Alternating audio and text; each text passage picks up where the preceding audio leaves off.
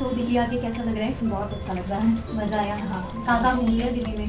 दिल्ली में लाल किला गई, India gate गई, अभी जो बनाया शहीद मेमोरियल वहाँ भी गई, और सरोजनी मार्केट। मतलब दिल्ली में आके हाँ।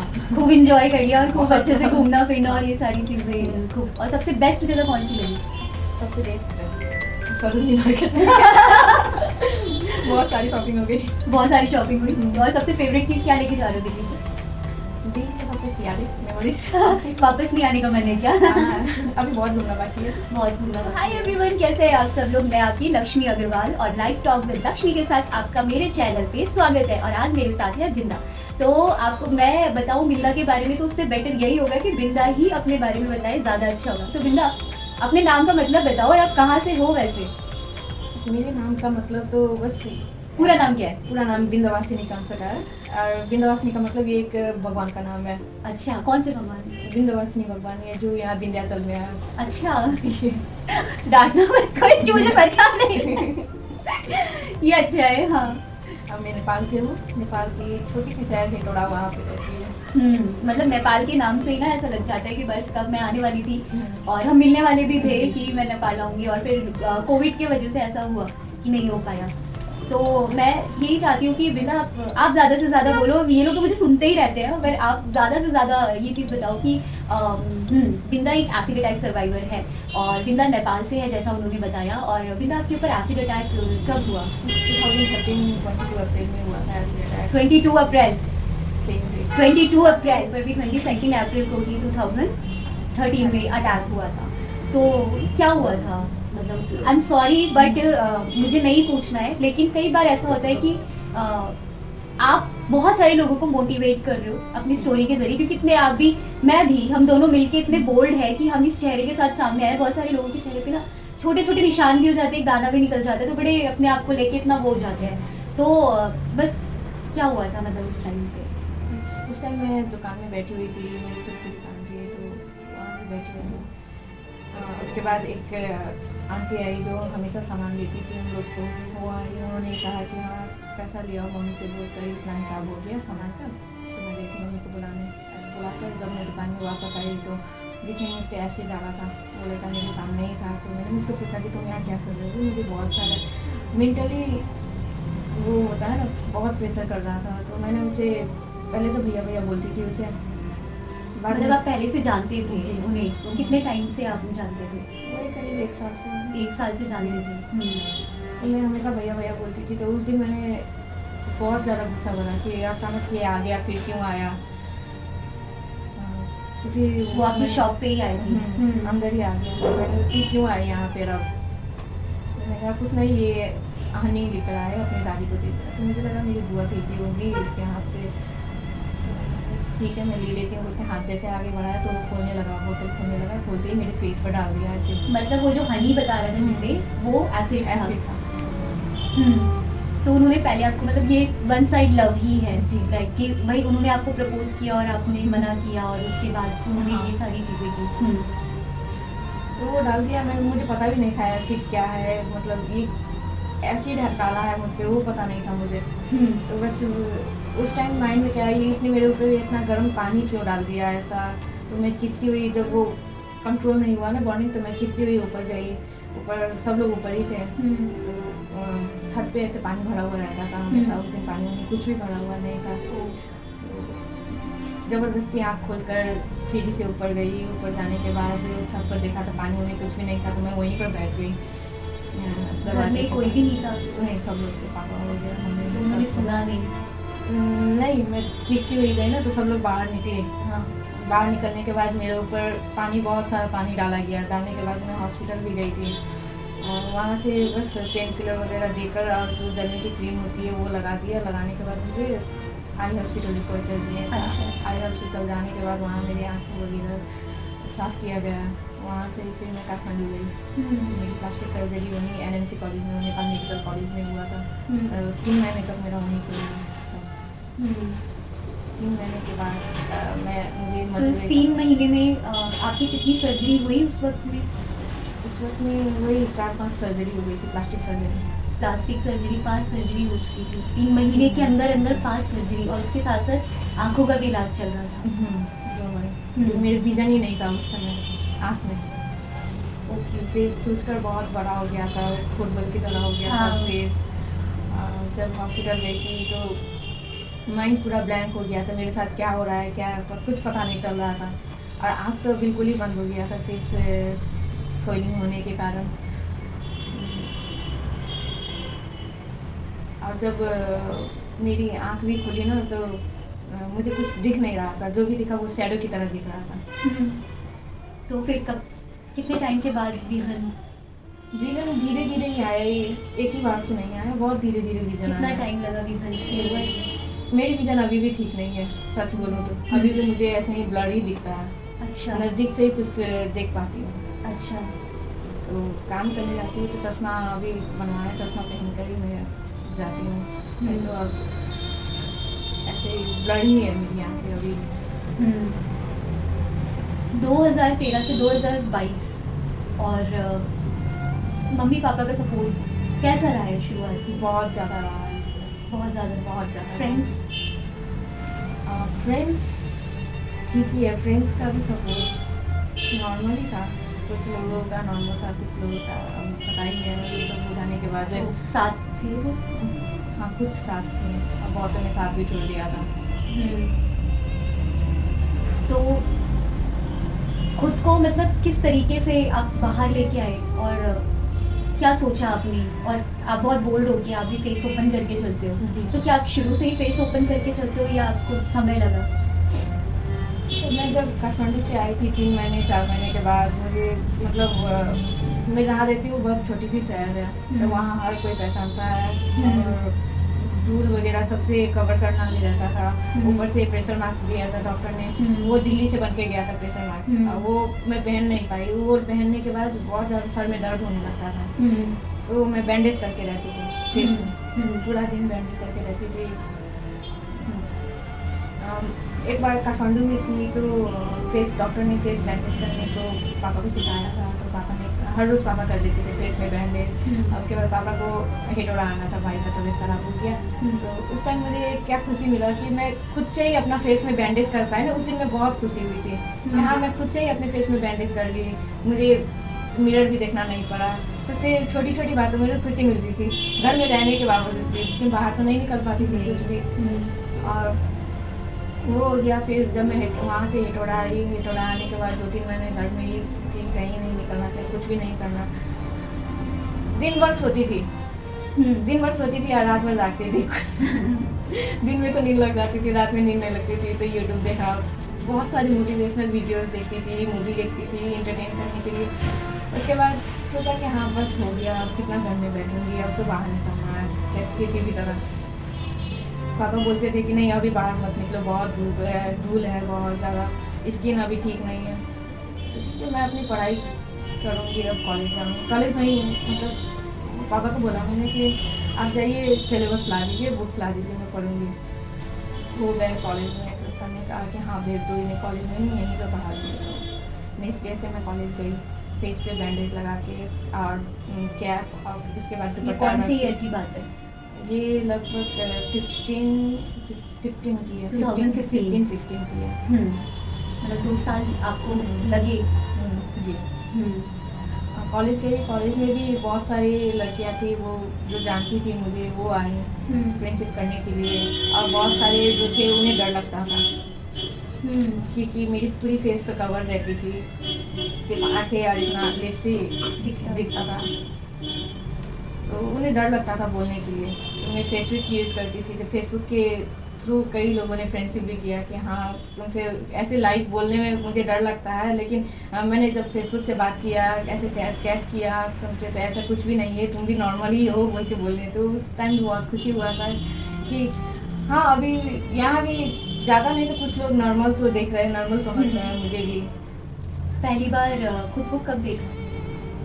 पहली बार आफ्टर अटैक कब लगा कि मुझे खुद को देखना चाहिए? वही जब पापा वहाँ से गए ना काठमांडू से, हेटोड़ा आ गए, जब भाई बीमार हो गया तो उस टाइम मुझे बैंडेज करना था, उसी टाइम देखा आफ्टर 3 to 4 months। तो उस टाइम पे क्या लगा उस टाइम पे?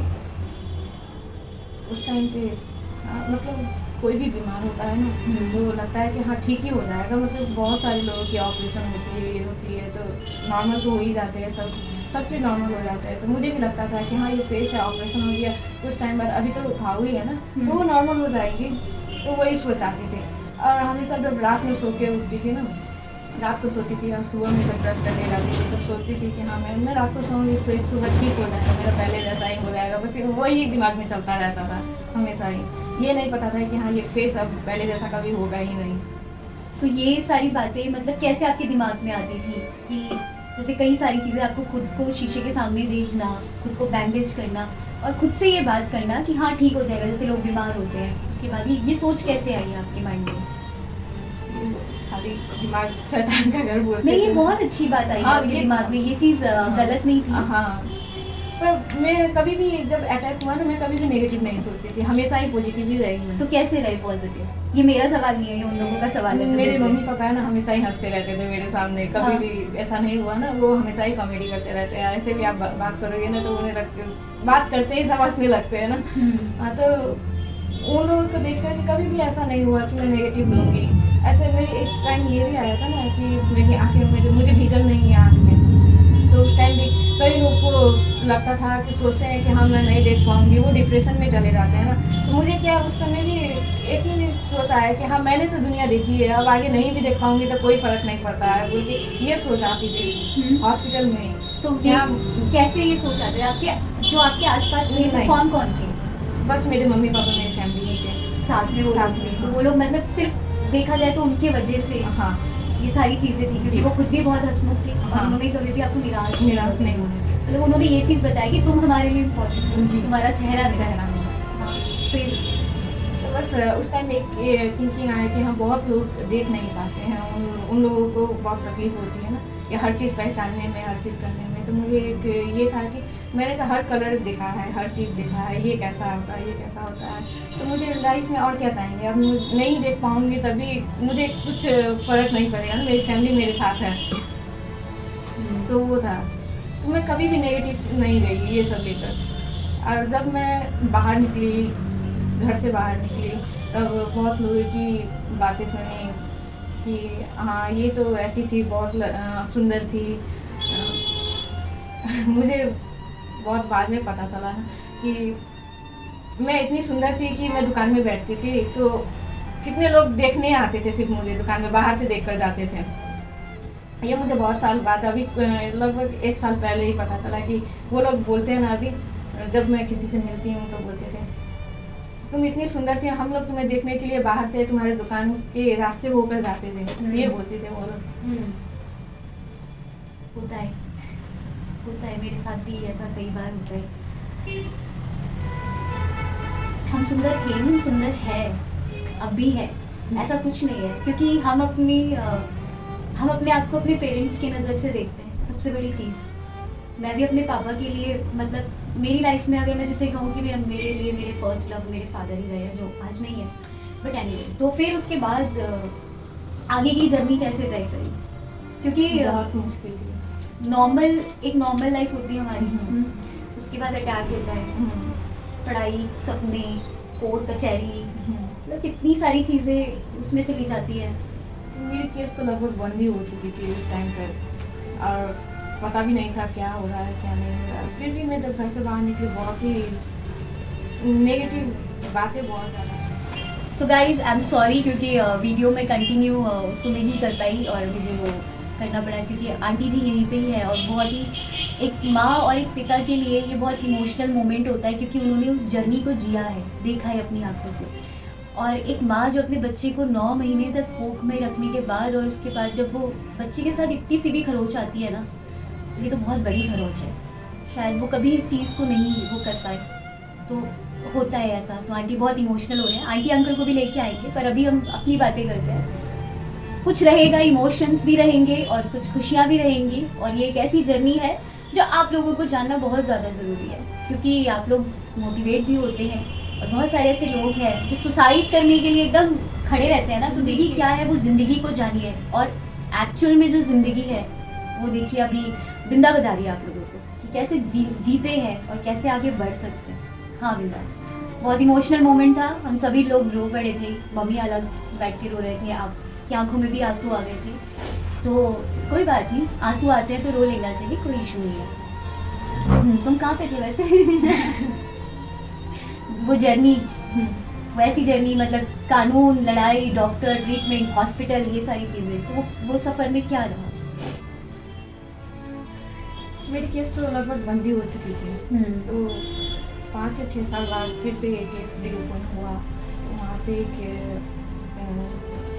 लेडी एसपी आई थी, उनका नाम मीरा चौधरी है। तो उन्होंने ये 2015 में जो एसिड अटैक हुआ था संगीता और सीमा के ऊपर, उन दोनों का केस सॉल्व करके जब वो हिट हो रहा है तो उन्होंने बुलाया मुझे कि हाँ मैं तुम्हारा केस देखना चाहती हूँ। तो मैं वहाँ गई, केस को फिर रीओपन करवाया। रीओपन करने के बाद हर चीज़ देख रही थी, ये कैसे होगा वो कैसे होगा। तो मैं फिर कोर्ट में भी गई कि मेरी केस क्या हो रही है, कहाँ तक हुआ। तो उन्होंने कहा कि जब तक वो पर्सन पकड़ा नहीं जाएगा जिन्होंने आप पर ऐसे डाला, तब तक ये केस खुलेगा नहीं, कोर्ट में नहीं जाएगा। तो वो कोर्ट तक पहुँचा ही नहीं था। तो जब वो लड़का पकड़ा गया, कितने टाइम के बाद पकड़ा गया? 8 साल के बाद पकड़ा गया। 8 साल तक वो कहाँ था? वो दिल्ली में, गुड़गांव में था। दिल्ली में घूम रहा था वो अपना, फ्रीली घूम रहा था। शादी भी कर ली, एक बच्चा भी हो गया था। शायद उसे भी पता होगा, चला होगा कि हाँ उसने कुछ गलती की। बेटी, जब उसकी बेटी हुई, मुझे पता नहीं, मतलब कुछ रिग्रेट तो हुआ होगा या नहीं वो भी पता नहीं, लेकिन होना तो चाहिए। तो अभी वो जेल में है? जेल में ही है। तो अभी क्या चल रहा है आपके केस में?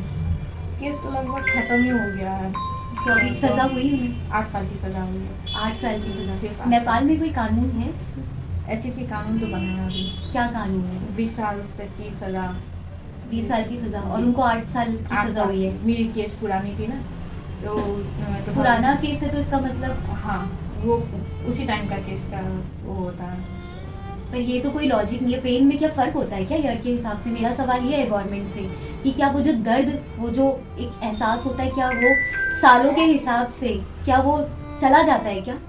या फिर जो नया अटैक होता है साल के हिसाब से, क्या उनका पेन हल्का होता है या उनका ज़्यादा होता है? पुराने वाले का क्या कम पेन होता है?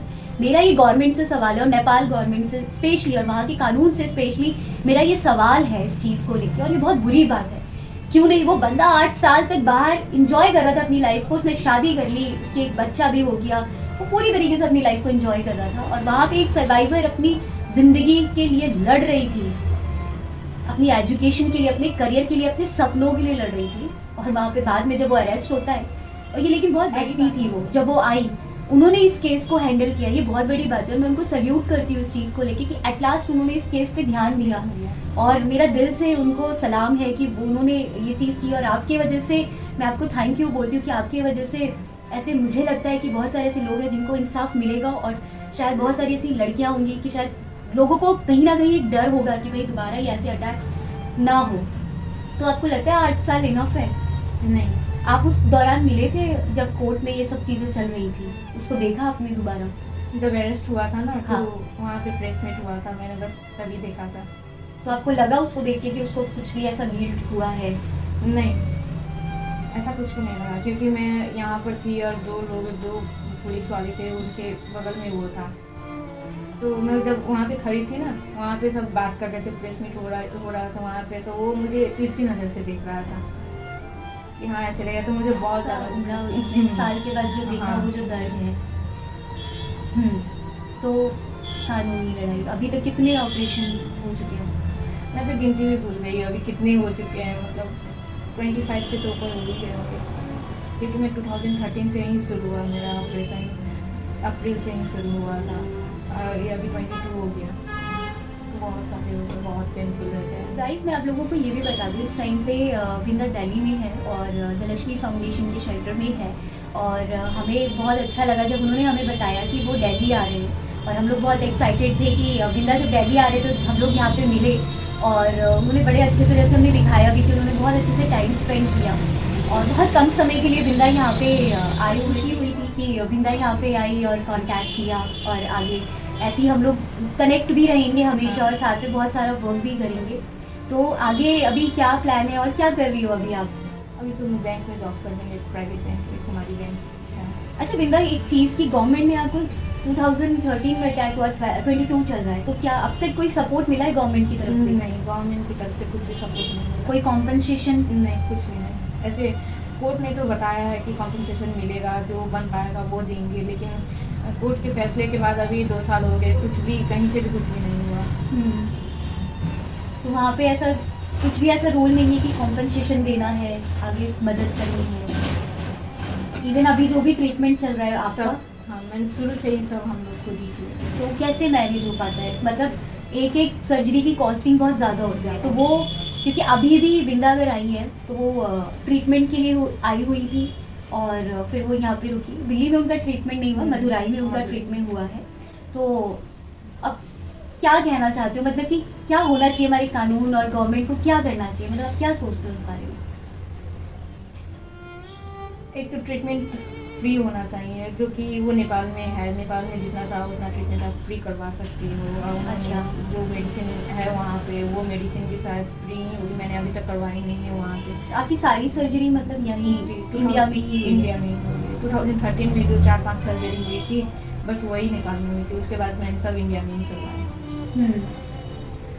तो वो सब सिर्फ नेपाल में ना होकर नेपाल से बाहर जो जाना चाहते हैं, क्योंकि नेपाल में सारी चीज़ें अवेलेबल भी नहीं है, अभी धीरे धीरे आ ही रही है सब चीज़।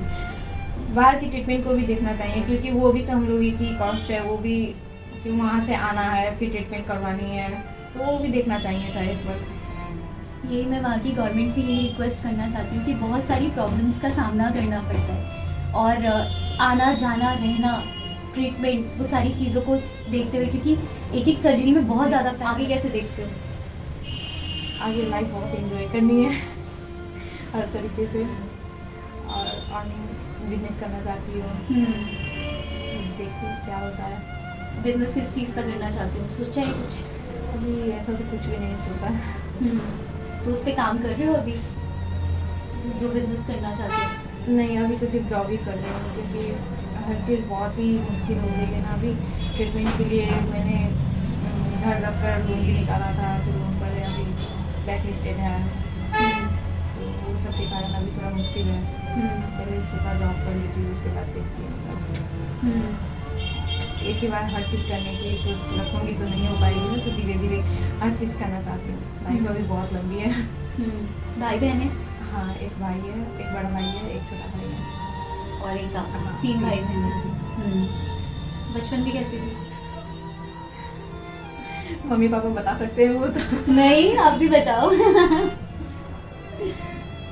अभी जैसे हो वैसी थी? हाँ, कुछ चेंज नहीं आया? चेंज ऐसा ज़्यादा कुछ चेंज तो नहीं है। नहीं आया तो अभी कैसी हो?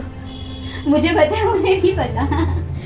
थोड़ी सीरियस, थोड़ी हंसमुख और गुस्से वाली है।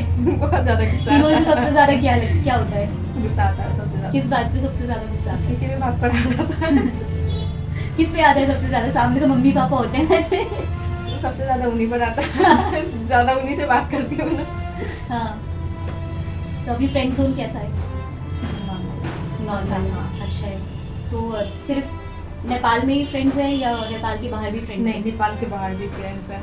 सबसे ज़्यादा कहाँ है? सबसे ज़्यादा तो नेपाल में ही है। हाँ, हाँ, पार्टी करते हो?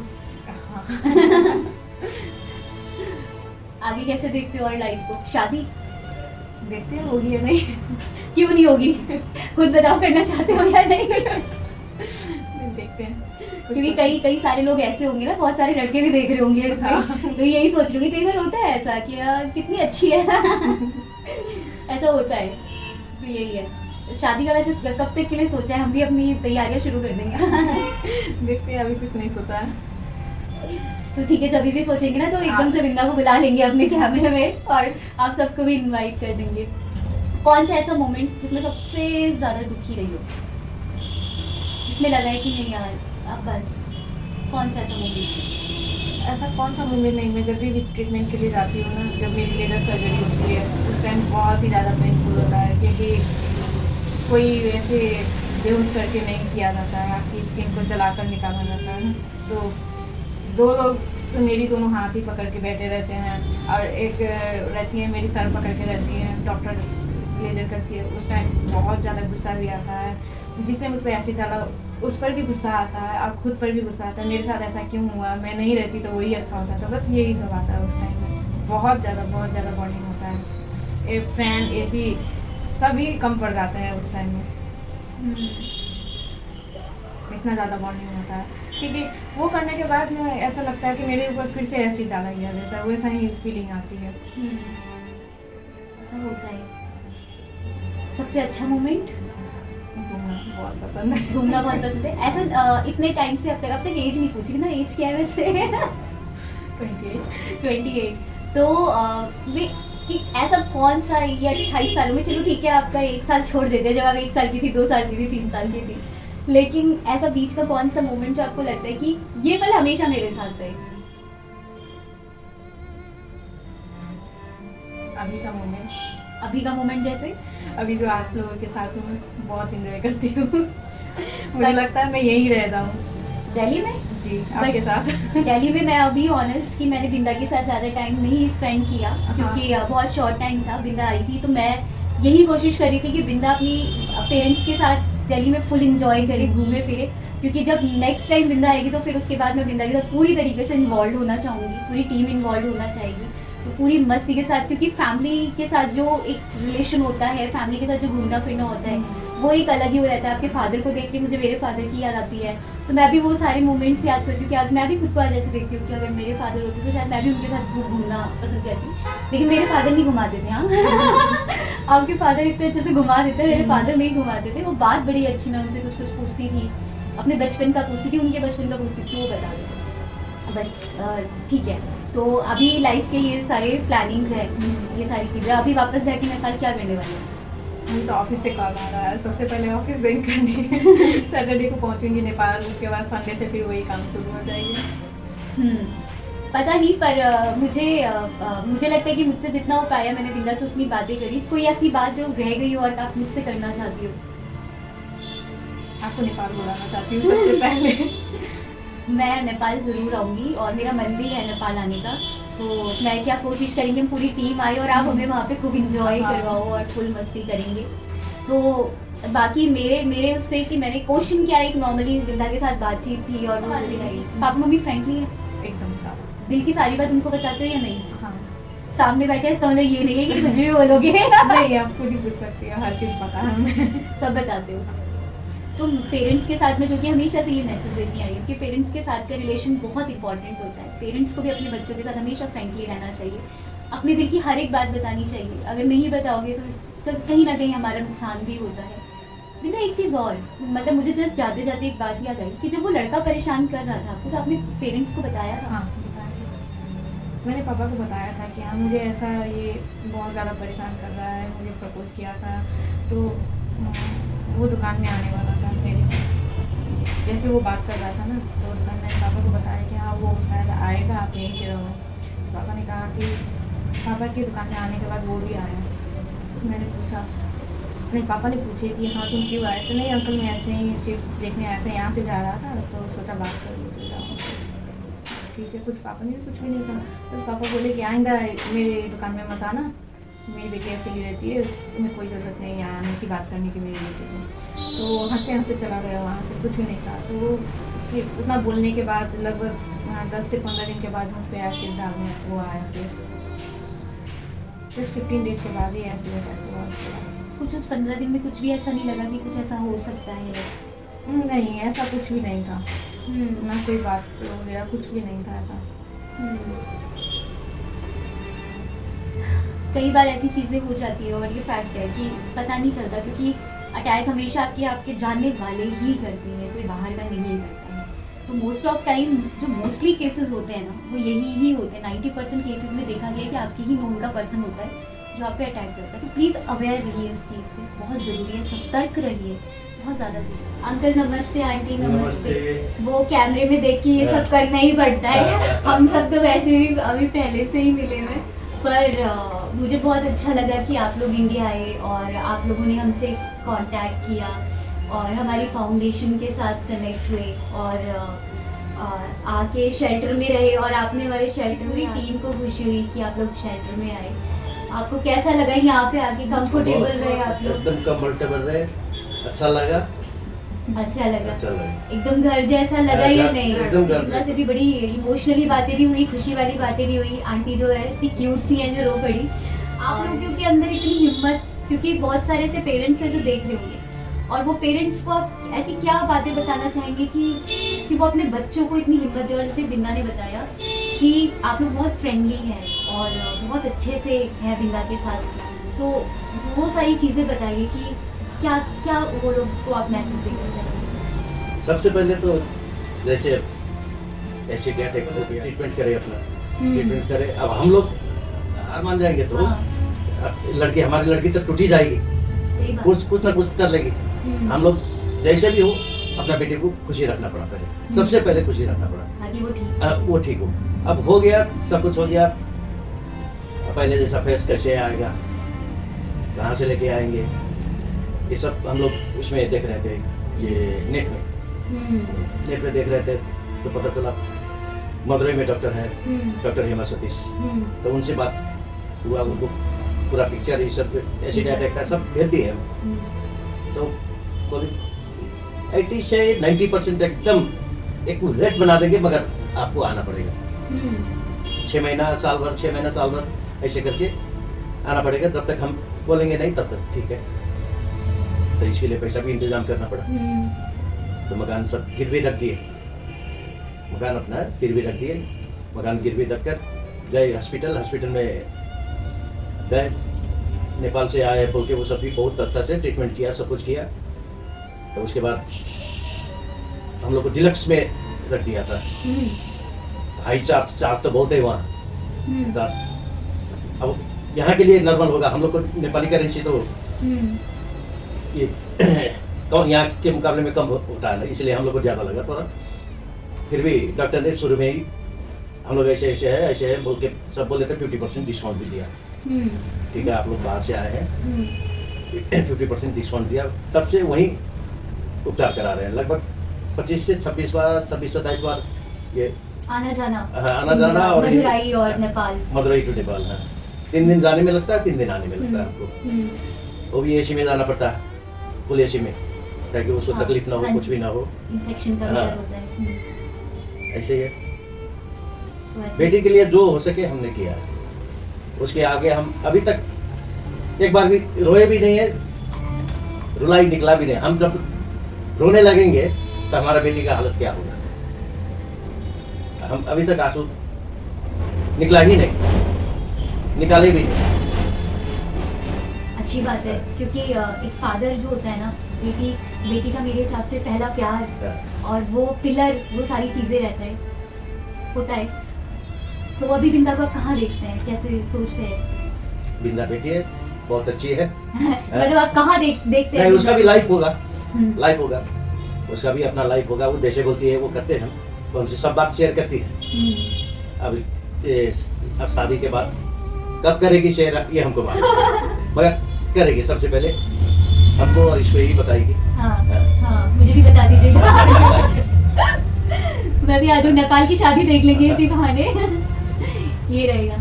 आंटी, आप जब से इमोशनल हो रहे हो, जब से परेशान हो रहे हो, माँ तो ठीक है, क्यों परेशान हो रहे हो? नहीं, परेशान नहीं है। आप ऐसे रोइए मत, प्लीज मत रोइए। ये सारी चीजें, आप बहुत बोल्ड मम्मी है, जिसे कहते हैं ना, बहुत हिम्मत वाली मम्मी है आप। और आपने तो देखिए आज अपनी बेटी को, कितने सारे ऑपरेशनों के बाद आप साथ आप खड़े रहे हमेशा। वो तो है। तो वो हमेशा, बचपन में कैसी थी वो? बचपन में तो बहुत सुंदर थी। सुंदर नहीं, मतलब शैतानी में और उन सब में? नहीं, शैतान तो उतना नहीं, बच्चा तो हर कोई बच्चा वैसा होता है, थोड़ा बहुत तो काम करता है। तो आपको कैसे, उसकी कौन सी आदत सबसे ज्यादा अच्छी लगती है? इसका हर अच्छी लगती है। और कौन सी आदत बचपन बुरी? से लेके अभी तक। और कौन सी आदत बुरी लगती है? और बुरी कोई भी आदत नहीं है इसकी। कोई भी नहीं है। हर माँ को अपना बच्चा हमेशा ही अच्छा लगता है। तो मगर हमको डांटते रहती है, खाना पीना नहीं देती है। खाना पीना नहीं देती है? खाना नहीं पीना सीखने देती है। पीछे से बोले जा रही, खाना पीना नहीं देती है मतलब खाना नहीं बनाती घर पे? नहीं, खाना तो खैर हम लोग उसको बनाने नहीं देते हैं, क्योंकि आज की वजह से। हाँ, ये होता है। और थोड़ा बहुत तो कुछ काम कर लेती है किचन में, लेकिन ज्यादा देर नहीं उसको। पूरा फ्रैंक है, सब अच्छा से एकदम खाते पीते हैं सब, हम्म, ताकि हम साथ में बैठते हैं हम उठते लोग। बैठते हाँ। बहू दोनों है, दोनों बहू भी बैठती अच्छा दोनों बेटों की शादी हो गई है? शादी हो गई, बेटा को भी संगे रख के हाँ कि बाहर जाके कुछ गलत काम नहीं करे। हाँ, सब ठीक है। शाम मतलब में जब दुकान बंद करके आने इसका के एक बाद केस- हम लोग सब केस साथ में हुआ। बैठते हैं। हम्म, इसका जैसे पता चला लड़का दिल्ली घूम रहा है, हम लोग को पता चला तो एक इंस्पेक्टर सागर शमशेर हम्म, तो वो आए हमारे पास, हम्म। बेटी बोले कैसे कैसे ये है, ऐसे है ऐसे है, कहाँ है ये लड़का, तो उसको उसका दोस्त बताया था कि ऐसे ऐसे हमको दिल्ली में भेंट हुआ था, अच्छा तो उसका आधार कार्ड हम्म, उसको एक झापड़ मार के या कुछ करके आधार कार्ड ले ली थी, लड़की थी ना कि लड़का था, ले लिया था। तो उसी आधार कार्ड के एवज में हम लोग ये सागर शमशेर को दिए। हम्म, छठ दीपावली से 2 दिन पहले, ठीक है आप लोग बैठिए, आप लोग को लाइव दिखाते हैं, उसको पकड़ के लेके आप। नेपाल से फ्लाइट में आया, हम्म, हम लोग का कांटेक्ट होगा क्या होगा, लड़का को जाके पकड़ के कैसे पकड़ा, घर में जाके पकड़ा, सब लाइव देख रहे थे हम लोग, एकदम फुल्ली लाइव देख रहे थे। उसको लेके आया, नेपाल लेके आया, अकेले सिंगल मैन लेके आया। उसके बाद मतलब इस बात की आपको खुशी हाँ, रही खुशी कि है, बहुत साल के बाद हाँ, वो क्रिमिनल अरेस्ट हुआ। हाँ। जिस टाइम पे अरेस्ट वो हुआ, जो वो बात हम यही कर रहे थे कि जैसे बिंदा ने बताया कि 8 साल की सजा हुई, तो क्या आप खुश हैं 8 साल की सजा से? ना 8 साल तो अब लगभग खत्म होने लग गया होगा, क्योंकि इन लोग रात दिन को गिनते हैं गिनते हैं, यानी कि दिन बनाते हैं। 4 साल हुआ, 4 साल हुआ जो कि बिंदा ने बताया कि हाँ। 20 साल की सजा हाँ। वहाँ पे है, अभी नया बना हुआ है। जो नया अभी अभी- कानून आया। अभी- कानून कब आया इस पे, कौन से ईयर में आया? ये 1 साल हो रहा है। 1 साल हो गया। और आप सजा कब मिली थी? 19 में। तो अभी कुछ ऐसा लगा उसने परेशान किया इस बीच में अटैक के बाद, और या अभी जो पकड़ा गया नहीं, है अभी- उसको बेल हुई? नहीं, बेल नहीं। आप क्या कहना चाहती हैं कि मतलब केस में और सजा होनी चाहिए इसमें? और सजा तो आप क्या सजा मांगती, अगर आपको अभी भी कोर्ट बोले कि आपको सजा दिलवाना होता, क्या सजा मांगती, क्या होना चाहिए था सजा? जन्म पे उसको तो हमेशा के लिए उसको जेल में, जेल क्योंकि जो दर्द झेला है उस दर्द के आगे वो भी कुछ नहीं। कुछ नहीं। आप लोग सरकार से क्या, नेपाल की सरकार से क्या कहना चाहते हैं? अब वो चाहे नेपाल की सरकार हो, हमारी इंडिया की सरकार हो, सरकार तो सरकार ही मगर है। इंडिया का सरकार हो या नेपाल, फुल्ली सपोर्ट होना चाहिए था।